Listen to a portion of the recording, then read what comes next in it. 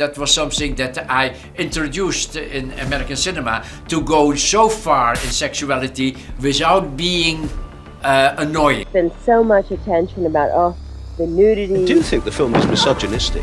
It doesn't like women, does it? Oh, I love women. Basic Instinct is a smashing psychological shocker. I wanted to do Basic Instinct. I wanted to do a more sexually explicit film. It's not a sexual move, it's a power move. The picture isn't about a damn thing except other than its hot sex scene. This is simply manipulation. Absolutely. It's mechanical. What are you gonna do? Charge me with smoking? Did you kill Mr. Boz, Miss Tramell? She is screwing with your head. In 1992, Basic Instinct transformed the landscape of American cinema.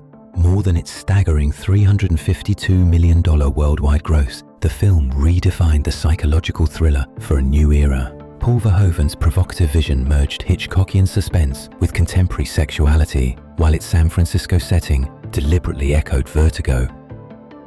Sharon Stone's portrayal of Catherine Tramell revolutionized the archetype of Hitchcock's cool platinum blondes. What are you gonna do? Charge me with smoking? From Grace Kelly to Kim Novak to Tippi Hedren, creating a character that challenged conventional notions of power and gender. For modern audiences unfamiliar with Hollywood's golden age archetypes, Tramell represented a subversive reinvention, a character who weaponized the blonde bombshell stereotype while intellectually dominating every scene. You like playing games, don't you? I have a degree in psychology, it goes with the turf. Games are fun. The path to Basic Instinct wound through decades of psychological thriller evolution. Hitchcock's Vertigo first explored obsession and dangerous sexuality in San Francisco's fog-shrouded streets. Henri-Georges Clouzot's Diabolique introduced sophisticated female characters orchestrating elaborate criminal schemes. The 1970s and 80s brought new developments. Brian De Palma's Dress to Kill pushed boundaries in sexuality and violence. Adrian Lyne's Fatal Attraction proved adult themes could achieve both critical acclaim and commercial success. Lawrence Kasdan's Body Heat modernized noir elements, with Kathleen Turner's Femme Fatale paving the way for Catherine Tramell. European influences proved equally vital, from the sophisticated eroticism of French thrillers like La Femme Infidèle to the psychological complexity of Polanski's Repulsion. The visual style of Italian giallo films, particularly Dario Argento's work, revolutionized how cinema could render sexuality and violence as aesthetic elements.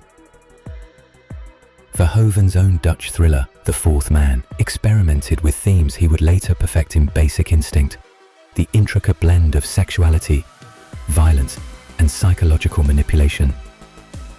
Films like Sea of Love and Jagged Edge, the latter also penned by Joe Eszterhas, demonstrated the commercial potential for sophisticated adult thrillers that merged procedural elements with sexual content.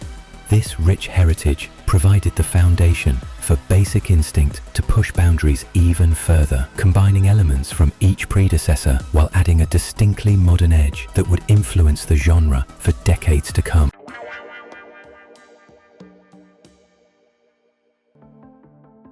Our story begins in Amsterdam, where Paul Verhoeven established himself as one of Europe's boldest filmmakers. Verhoeven's Hollywood breakthrough came with 1987's RoboCop, embedding sharp social commentary within a high-octane action framework. The success of both RoboCop and Total Recall proved he could maintain his distinctive voice within the studio system. Screenwriter Joe Eszterhas, a former Rolling Stone journalist, was already known for hits like Flashdance and Jagged Edge, and now he was about to create his most provocative work. Eszterhas conceived Basic Instinct during a tumultuous period in his life, writing the script in a creative frenzy that lasted just 13 days, drawing from his experience as a crime reporter for Rolling Stone magazine, where he had covered numerous homicide cases.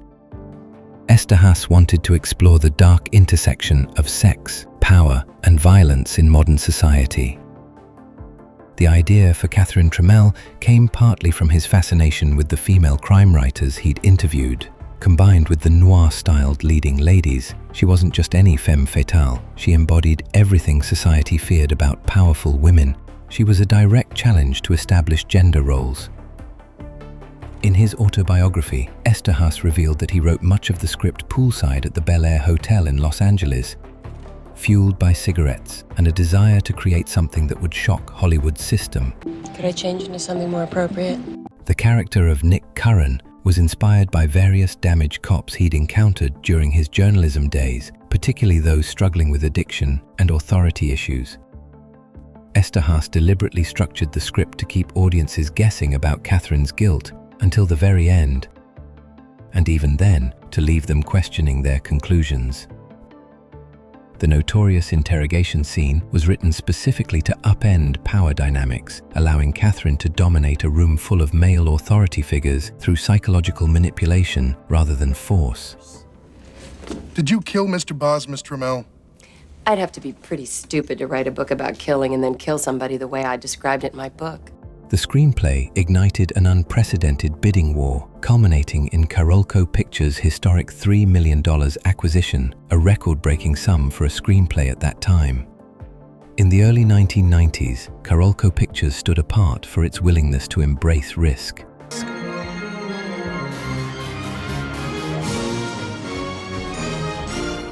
Under the leadership of Mario Casar and Andrew Vajna, the studio had built its reputation on bold, big-budget productions like First Blood, Total Recall, and Terminator 2.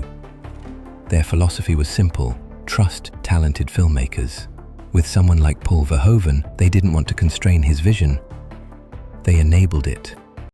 I was the director, she really liked me, and basically I'm Dutch, so I don't care about these things so much. The DP that was there, the other guy, was also Dutch. So for us, it was like talking about something very normal in Holland, isn't it? Yeah, we have to see something, otherwise no fun or whatever, you know, whatever I said.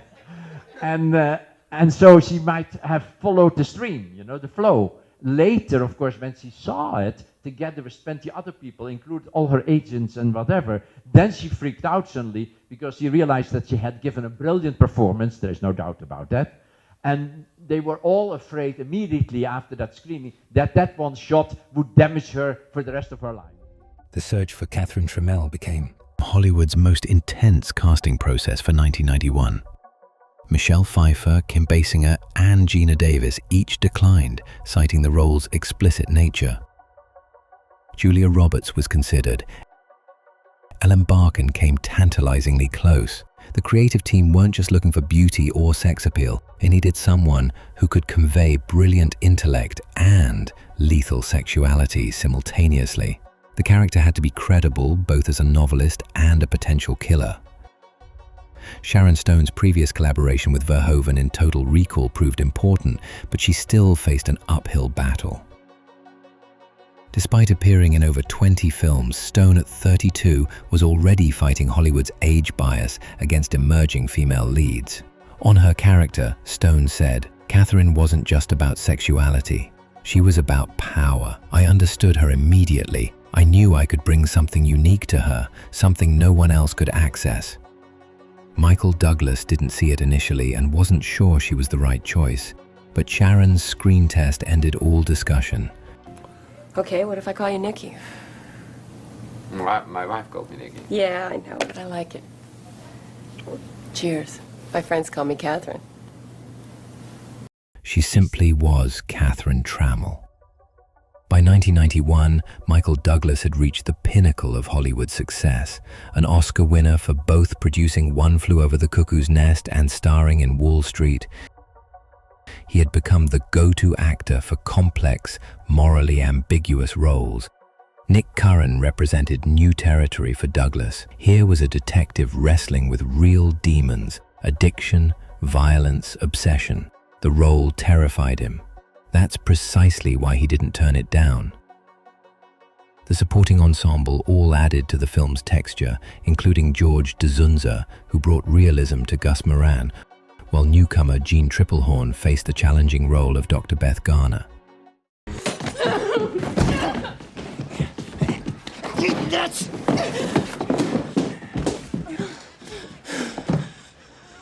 Cinematographer Jan de Bont, fresh from revolutionizing action cinematography with Die Hard, brought his distinctive European sensibility to the project. His collaboration with Verhoeven dated back to their Dutch films. De Bont wanted the camera to be more than an observer. De Bont said at the time, "Our approach combined classic noir techniques with modern aggression." San Francisco wasn't just a backdrop, it was integral to the story's psychological complexity. The city's streets, hills, and film noir history provided the perfect canvas for Verhoeven's vision. And action. Filming the San Francisco car chase required military-level stunt work. 5 modified Lotus Esprit cars, each customized for specific stunts, brought the sequence to life. San Francisco's unique topography had already established itself as the ultimate car chase canvas long before Basic Instinct.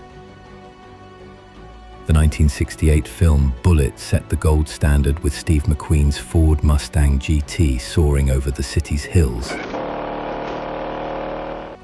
Peter Bogdanovich's 1972 comedy What's Up, Doc? Turned those same hills into slapstick gold, proving the versatility of the location.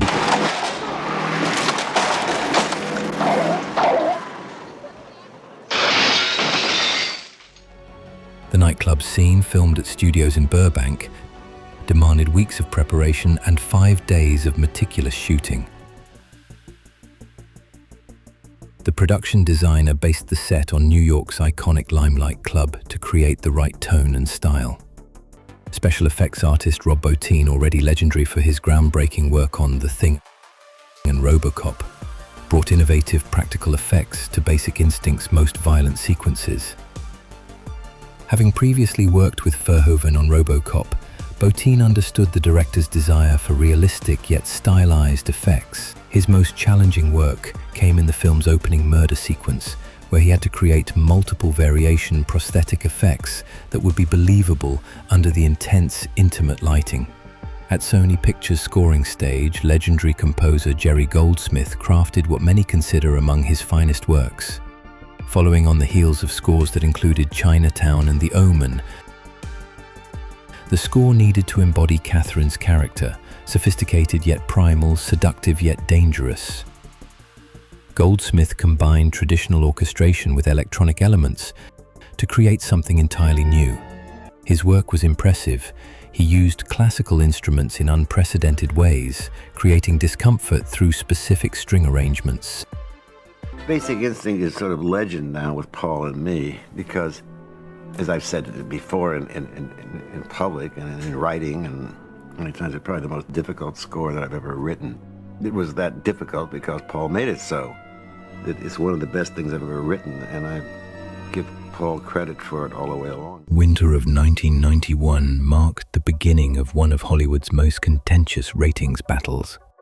The film's opening sequence alone triggered unprecedented debate with the Motion Picture Association of America. This wasn't just about the movie's content. Verhoeven was pushing boundaries in how psychological tension, sexuality, and suspense could interweave. The MPAA had no precedent for what they were doing. 13 submissions. Each time the editor would adjust frame by frame, 3 frames here, 5 there. The challenge was maintaining impact while satisfying the ratings board. The March 1992 premiere wasn't just a movie opening, it was another level. Lines wrapped around blocks nationwide as audiences and protesters alike converged on theaters. The controversy of the film fueled unprecedented public discourse. Everyone had an opinion, critics, activists. The movie Basic Instinct has been attracting controversy since before production started in San Francisco. Here in LA on opening day, there were demonstrations and an anti-movie news conference from gay and lesbian groups angry about the movie and the script. A few moments ago, the first showing let out, so we sampled some reaction. What did you think? Great. Did you think it was a good film? Did you think it was anti-gay or anti-lesbian? No. At the time, Verhoeven remarked, "Art should provoke discussion, but these characters aren't symbols. They're complex human beings with their own motivations and contradictions." Critics found themselves as divided as the public. Some praised the film's technical mastery and daring. I've always had a fondness for white silk scarves. They're good for all occasions. Others condemned what they saw as exploitation masquerading as art. Basic Instinct marked both the apex and transformation of the erotic thriller genre. Its huge worldwide gross proved adult-themed films could command blockbuster audiences, yet its sophistication proved difficult to replicate. 3 decades later, Basic Instinct exists in a radically different cinematic landscape. The mid-budget adult thriller, once a Hollywood staple, has largely migrated to streaming platforms. A film like Basic Instinct would face different challenges today. The theatrical market has shifted toward franchises and spectacle. What's striking about Basic Instinct is the creative freedom Verhoeven had. He pushed boundaries in ways that would require endless committee approvals today. As fog still rolls over Russian Hill, Basic Instinct remains a testament to a specific moment in cinema history, a modern take on Hitchcock that pushed boundaries when adult themes commanded blockbuster budgets. The film continues to spark discussion, and that's what film and art should always do. It's nice.